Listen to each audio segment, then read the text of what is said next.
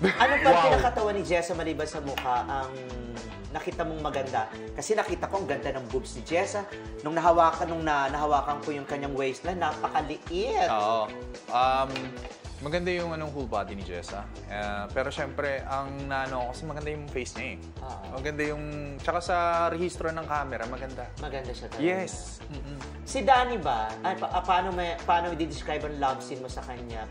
Lumaban din daw si Danny, sabi si Danny. Nagulat for first timer. Nagulat ako for first timer yun ah. Sabi ko, ay, yung galing naman ito ni Danny. At least paano gumiling-giling ba siya? Nag-pump din siya on top of you? Kasi ito kasi bago kasi siya. So, iningatan ko din. Inalalayan ko din yung womanhood niya dun sa part namin. So, steamy yung ginawa namin na love scene. Saan ginawa?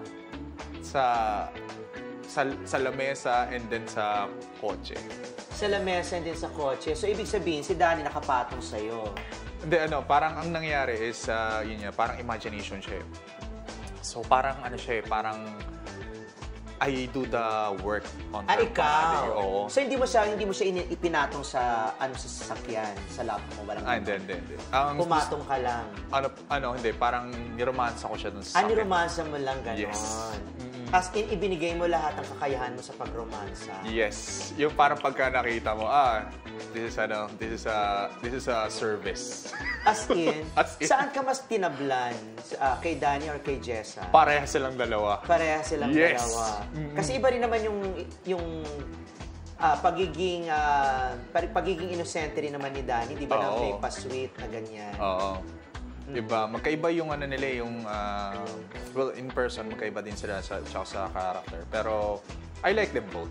You like them both. Yes. Ano parte naman ng katawan ni Danny ang medyo sa'yo pasok sa banga na napakaganda naman ito at pwedeng pagpantasyahan? Yung skin niya maganda. Yung skin. Yes, maganda yung skin ni Danny.